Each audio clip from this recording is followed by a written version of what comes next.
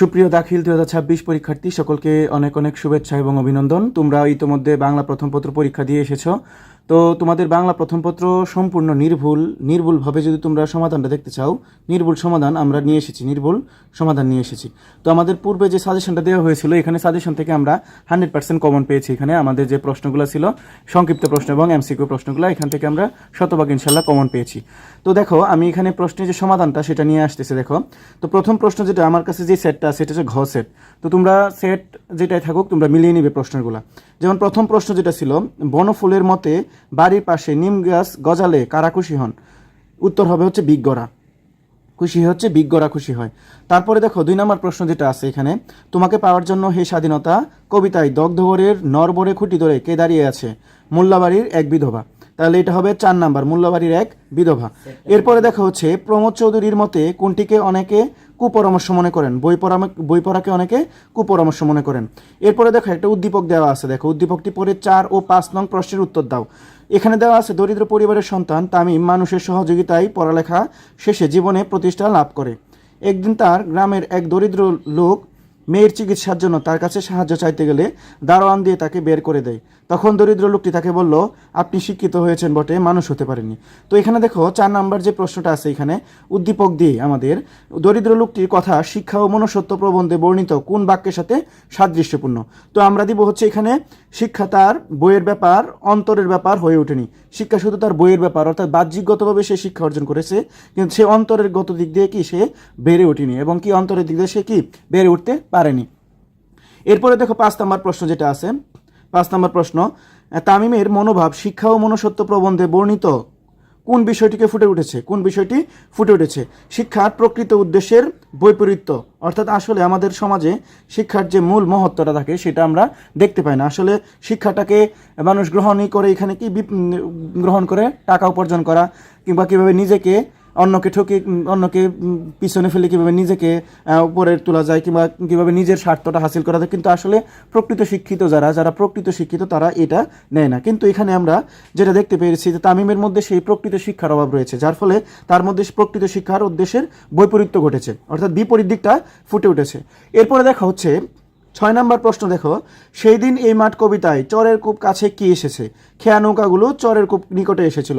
তো এটা কবিতার হুবহু লাইনগুলো আমরা দেখিয়েছি।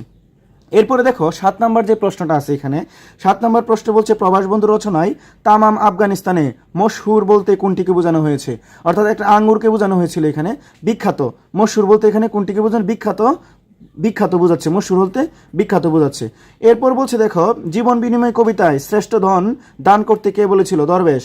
এখানে মূলত দরবেশ এসে বলছিল কি, তাকে বাবরকে বলছিল তার যে হুমায়ুন তার পুত্রকে কি করতে হবে? দান করতে হবে। আর বাবরের কাছে সবথেকে তার প্রিয় যেটা, সবথেকে মূল্যবান যেটা, সেটা হচ্ছে কি তার পুত্র হুমায়ুন। তো এখানে দরবেশ এসে মূলত এই কথাটা বলেছিল। তো সুপ্রিয় শিক্ষার্থীরা, যারা আমাদের চ্যানেলে ভিডিও দেখো, প্রতিনিয়ত তারা ভিডিও দেখছো এবং তুমি কমেন্ট করছো, তো তোমরা আশা করি পরবর্তী যে তোমাদের পরীক্ষাগুলো আছে এই পরীক্ষাগুলোতেও সর্বাধিক কমন পাবে। এবং আমাদের দেখো ডেসক্রিপশন বক্সে আমাদের যে ইউটিউবের পাশাপাশি আমাদের যে ফেসবুক পেজ আছে, এই ফেসবুক পেজের কথাটাও বলা হয়েছে। তো তোমরা ফেসবুক পেজে যুক্ত হয়ে যাবে, ফলো করবে এবং ওইখান থেকেও তোমরা ভিডিওগুলো দেখে নিতে পারবে। আরও একটা কথা বলে দিচ্ছি, আমাদের এই ভিডিওগুলো নিয়ে অনেকেই টিকটকে বা অন্যান্য সোশ্যাল মিডিয়ায় ছাড়ছে। তো আমাদের মূলত ইউটিউব এবং ফেসবুক এই দুইটাই অপশনে আছে আমরা অন্য কোনো অপশনে এখন পর্যন্ত ভিডিও ছাড়ি নাই। যদি তোমরা এগুলো পাও তাহলে এগুলো তোমরা প্রতিহত করবে। তো দেখো এরপরে 9 নম্বর এবং 10 নম্বর প্রশ্নের উত্তর, উচ্চশিক্ষার জন্য প্রবাসে গিয়ে বান্ধবীদের কথা ভুলতে পারে না রামিসা। বিশেষ করে বিকেলে গ্রামে দল বেঁধে ঘুরে বেড়ানোটা ভীষণ মিস করে।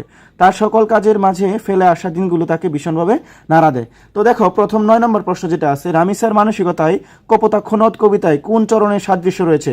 এই যে দেখো, সতত হে নদ তুমি পরমোর মনে। তো এখানে কবি যেমন বিদেশে বা প্রবাসে থেকে যেমন তার যে নদ কপোতাক্ষ নদকে মনে করে, ঠিক তেমনই রামিসা প্রবাসে যখন শিক্ষা অর্জন করার উচ্চ শিক্ষার জন্য যখন গিয়েছিল, তখন তার এই যে শৈশবে কেটে বেড়ানো এবং তার বন্ধু বান্ধব যারা ছিল তাদের কথা মনে পড়ে। এখানে কপোতাক্ষ নদের কথা বাইকেল মধুসূদনের মনে পড়তো, এখানে হচ্ছে রামিসার মনে আছে শুধুমাত্র তার বন্ধু বান্ধব এবং তার গ্রামের কথা এখানে মনে আছে। তাইলে এখানে এই দিক থেকে মিল আছে। দেখো সতত হে নদ তুমি পরমোর মনে। 10 নম্বর প্রশ্ন, এখানে উদ্দীপকের রামিসা ও মাইকেল মধুসূদন মধুসূদন দত্তের মনোভাবে প্রতিফলিত হয়েছে কোন দিকটি?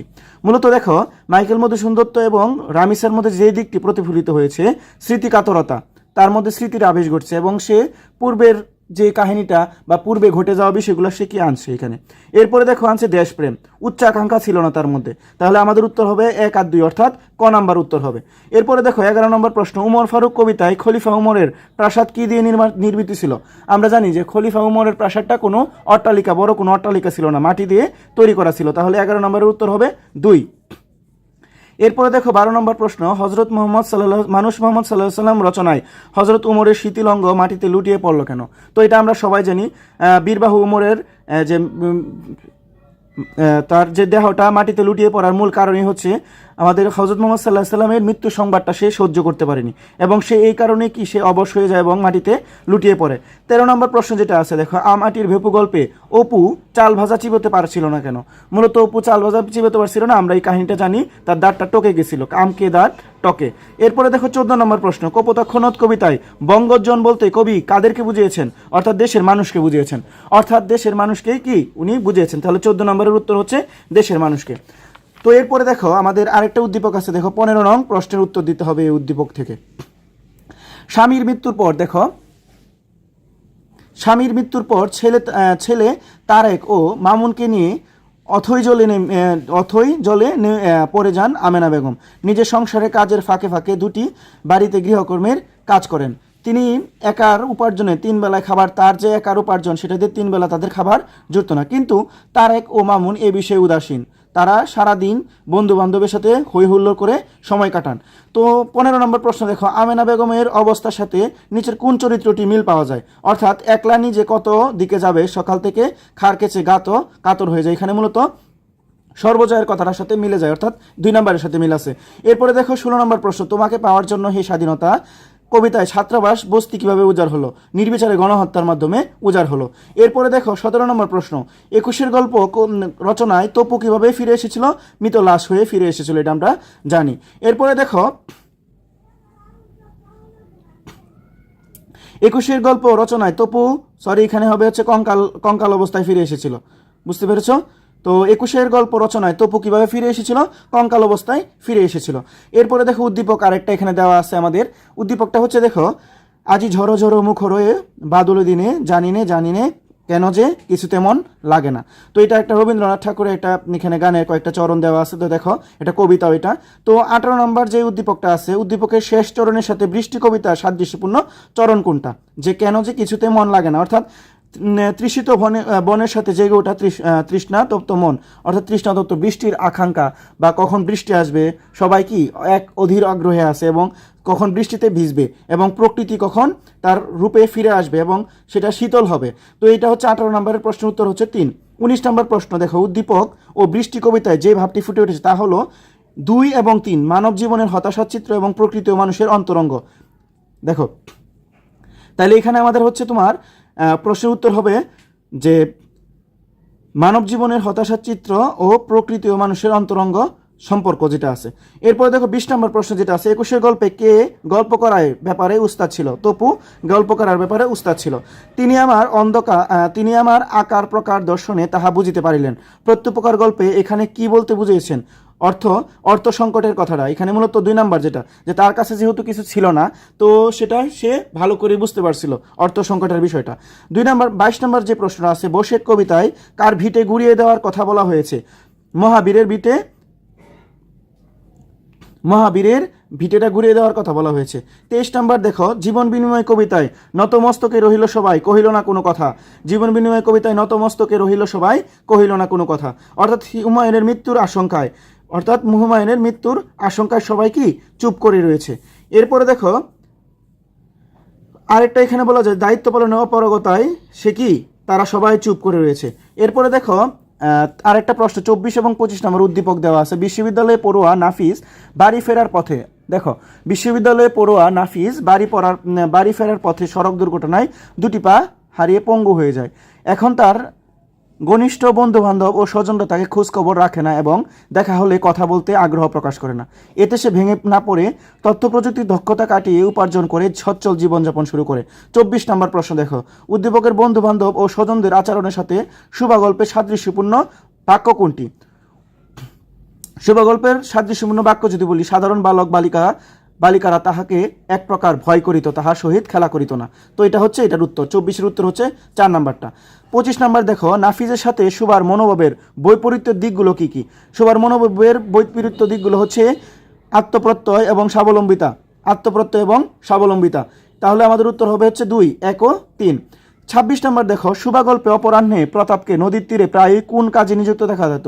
অর্থাৎ ছিপ ফেলে মাছ ধরার দিকটা নিয়োজিত দেখা যেত। এরপর দেখো 27 নম্বর প্রশ্ন, আমি কোনো আগন্তুক নই কবিতায় কবি অভ্যাগত নন বলতে কি বোঝা যাচ্ছে? এখানে অভ্যাগত নন কেন? জন্মভূমির সাথে তার আজীবন সম্পর্ক থাকে, সে কি কোনো অভ্যাগত নয়, অপরিচিত কেউ নয়। 28 নম্বর প্রশ্ন দেখো, প্রবাস বন্ধু রচনায় হরফুন মৌলা বলতে কি বোঝানো হয়েছে? যে কোনো কাজে পারদর্শী, অর্থাৎ সকল কাজের কাজী। অর্থাৎ কি সকল কাজের কাজী, যে সকল কাজের কাজী, অর্থাৎ হরফুন, এখানে বলছে হরফুন মৌলা অর্থাৎ সকল কাজের কাজী, সকল কাজের কাজী বোঝাচ্ছে। এরপরে দেখো বলতে কি বোঝানো হয়েছে? এখানে বল সকল কাজের কাজে এবং যে কোনো কাজে পারদর্শী। 29 নম্বর প্রশ্ন দেখো, প্রত্যুপকার রচনায় আলী ইবনে আব্বাস বন্দী ব্যক্তিকে মুক্ত করেছিলেন কেন? উপকারের প্রতিদান দিতে। উপকারের প্রতিদান দিতে। 30 নাম্বার দেখো, একটা উদ্দীপক সর্বশেষ যেটা উদ্দীপক দিয়ে দেওয়া আছে, এটা হচ্ছে মূলত তোমাদের আমি আজকে সমাধান দিচ্ছি, এটা হচ্ছে ঘ সেট। এটা মূলত হচ্ছে ঘ সেট। তোমাদের যেটা আমি সমাধান দিচ্ছি এটা হচ্ছে ঘ সেটের। দেখো 30 নাম্বার, নিশ্চিন্তপুর গ্রামে একতারা হাতে হাজির হলেন এক চারণ কবি। তার গান শুনে সমবেত জনতার একজন পরিচয় জিজ্ঞাসা করলে জবাবে তিনি গাইতে থাকেন, আমি জন্মেছি এই বাংলায় আমার ঘর, এই বাংলায় কেউ নয় আমার পর। তো এই চরণের মাধ্যমে কবির জবাবে আমি কোনো আগন্তুক নই কবিতায় কোন দিকটি প্রকাশ পেয়েছে? তো দেখো এখানে মূলত 4টা অপশন আছে। পরস্পরের প্রতি ভালোবাসা, এটা হবে না। এরপর দেশের সাথে তার নারীর সম্পর্ক, বাংলাদেশের প্রাকৃতিক সৌন্দর্য, এখানে মূলত হবে 2 নাম্বারটা, দেশের সাথে তার নারীর সম্পর্ক, অর্থাৎ যে তার আত্মার টান আছে সেটাই কি এখানে প্রকাশ পেয়েছে। তো প্রথম থেকে 10ম শ্রেণী সকল পড়ালেখা এখানে উইথ আমার ইউটিউব চ্যানেলের পক্ষ থেকে সকলকে আবারও অভিনন্দন। তোমরা বাংলা পরীক্ষাটা আমি আশা করি ভালো দিয়েছো। অনেক সহজ একটা প্রশ্ন হয়েছে, স্ট্যান্ডার্ড প্রশ্ন হয়েছে। তো তোমরা আশা করি পরবর্তী যে আমরা সাজেশনগুলো দেবো, অলরেডি আমরা বাংলা দ্বিতীয়র জন্য একটা শর্ট সাজেশন দিয়ে দিয়েছি। এখান থেকে ইনশাল্লাহ আমরা 100% কমন পাবোই। এবং তোমরা আমাদের যে সাজেশন, আমাদের চ্যানেল পক্ষ থেকে যে সাজেশনটা তৈরি করা হয়েছিল, দেখো স্ক্রিনে আমাদের সাজেশনের সম্পর্কে যে কথাগুলো দেওয়া আছে, বিগত পরীক্ষায় আমরা ইনশাল্লাহ সবগুলোতে কমন পেয়েছি। যাদের দরকার তারা হোয়াটসঅ্যাপে যোগাযোগ করতে পারো। তো সকলের জন্য শুভকামনা। আসসালামু আলাইকুম।